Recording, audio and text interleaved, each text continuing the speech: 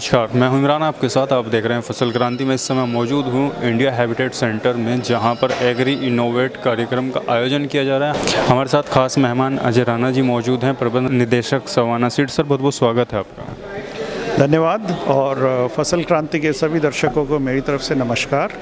Sir, मेरा जो सबसे पहला सवाल रहेगा आपसे वो यही रहेगा, जो आज का कार्यक्रम है उसमें आपका एक संबोधन भी था, तो किस चीज़ को लेकर इस कार्यक्रम का आयोजन किया गया और जो आपका चर्चा का विषय था, किस चीज़ों पर आपने चर्चा?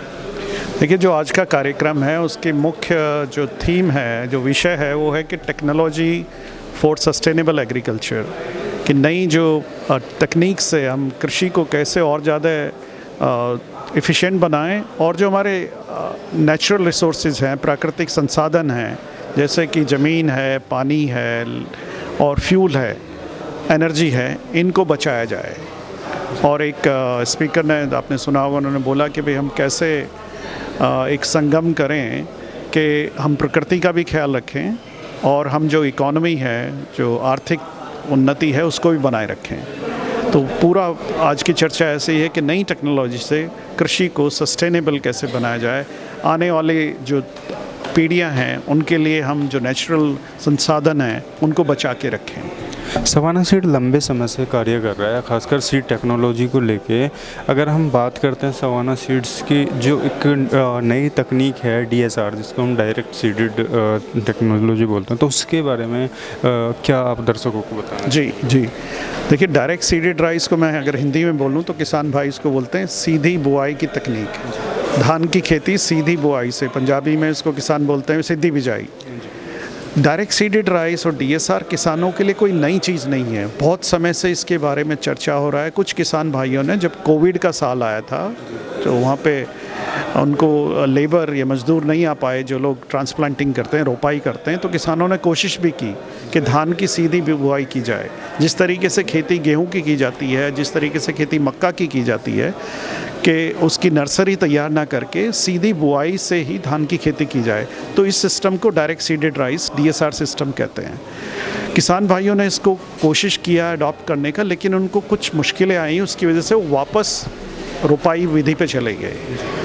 देखिए, धान की खेती में दो चीज़ों का बहुत उपयोग होता है। एक है लेबर, मजदूर, जो कि एक एक पौधे को रोपाई करना पड़ता है।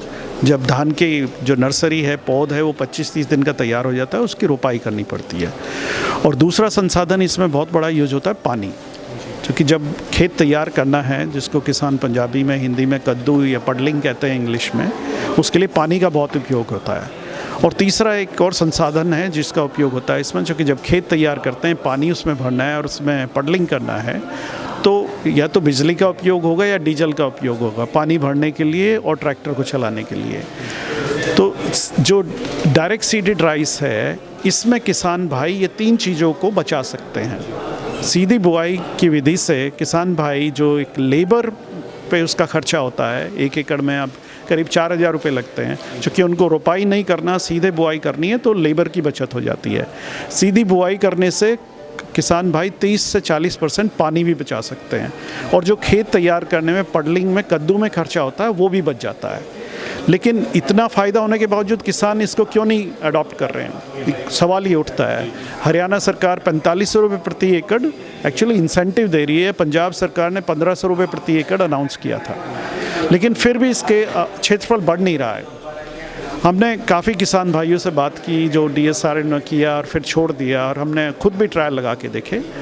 डायरेक्ट सीडेड राइस में सबसे बड़ी समस्या आती है किसानों को खरपतवार नियंत्रण की, क्योंकि जब वो रोपाई करता है तो पानी खेत में खड़ा हुआ है, उसमें रोपाई उसने पौधे की, और खड़ा हुआ पानी एक तरह से खरपतवार नाशक का काम करता है। तो खरपतवार की समस्या रोपाई या ट्रांसप्लांटेड विधि से धान की खेती करता है तो कम होती है। और जो थोड़ा बहुत होता है, ये तो 1-2 वीडीसाइड डाल लेते हैं शुरू में, प्री इमर्जेंट या बाद में पोस्ट इमर्जेंट। जब वो सीधी बुआई करता है तो खरपतवार धान के बीज के साथ ही जम के आता है, और उसका नियंत्रण करना किसान के लिए एक बहुत बड़ी मुसीबत हो जाती है। तो सवाना सीड ने ये समस्या को देखते हुए एक टेक्नोलॉजी डेवलप की है जिसका नाम है फुल पेज। तो फुल पेज हमने इंटीग्रेशन किया 3 चीज़ों का। एक तो हमने इस तरीके का धान का बीज तैयार किया कि जो डायरेक्ट सीडेड राइस के लिए उपयुक्त है। उसकी जड़ मजबूत होनी चाहिए, उसका तना मजबूत होना चाहिए और उसकी जो फ्लैग लीफ है, जिसको झंडा पत्ती बोलते हैं, वो खड़ी होनी चाहिए। क्योंकि सघन खेती होती है, जब सीधी बुआई करता है तो पौधों की संख्या बढ़ जाती है। तो एक तो हमने किया कि उसके लिए हमने एक स्मार्ट जेनेटिक्स जिसको हम बोलते हैं वो लेके आए। फिर जो शुरू में किसान को समस्या होती है कि भाई सीधा खेत में आपने बुआई की, उसमें बीमारी कीड़ा भी लग सकता है, कई बार उसको कोई माइक्रो न्यूट्रिएंट की कमी होती है, तो एक स्ट्रेस हो जाता है। हमने उस स्ट्रेस को कंट्रोल करने के लिए, वो पौधे को वो समस्या ना आए, तो उसमें एक सीड ट्रीटमेंट किया, स्क्वाड सीड ट्रीटमेंट। तीसरा हमने क्या किया कि धान की जो भी वैरायटी हमने डेवलप की है फुल पेज में 134, 127, उसमें हमने म्यूटेशन ब्रीडिंग से एक ऐसा उसके अंदर जीन डाला है कि उसके अंदर हर्बिसाइड टॉलरेंस, एक खरपतवार नाशक के प्रति सहनशीलता पैदा होगी। और ये खरपतवार नाशक ऐसा है कि जो धान में 3 तरह के खरपतवार होते हैं। एक होता है स्वाकी, जिसको हम ग्रासिस बोलते हैं, दूसरे होते हैं चौड़े पत्ते के खरपतवार, और तीसरा होता है डिल्ला या मोथा, जिसको किसान कहते हैं। तो ये खरपतवार नाशक जो वजीर के नाम से है, इमेजेथाई पर इसका टेक्निकल इंग्रेडिएंट है, और राइस के लिए ख़ास तौर से जो herbicide tolerant rice full page के लिए 3 ICR के इंस्टीट्यूट्स जबलपुर, रायपुर और BCKV बंगाल, उनमें हमने इसको 2 साल तक इसका डाटा डेवलप किया। हमारी पार्टनर कंपनी है हर्बिसाइड के लिए अडामा, और फिर CIB-RC ने इसका अप्रूवल भी कर दिया, लेवल एक्सपेंशन।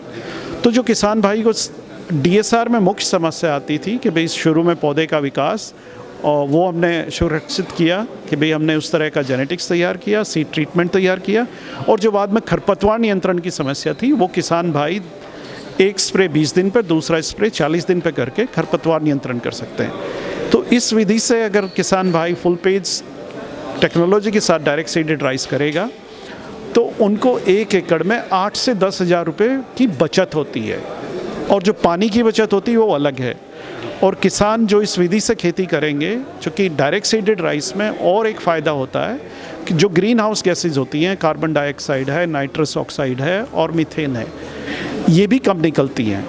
तो किसान जो direct seeded rice full page के साथ करेंगे, वो कल को कार्बन क्रेडिट का भी फ़ायदा ले सकते हैं। आपने बात की थी कि उत्तर प्रदेश में, हमने उत्तर प्रदेश में भी बहुत जगह इसके ट्रायल लगाए हुए हैं। अयोध्या में है, फैज़ाबाद में है, बरेली में है और मुरादाबाद में है। तो करीब यूपी में भी इस साल 100 जगह हमने इसके प्रदर्शनी प्लॉट लगाए हैं।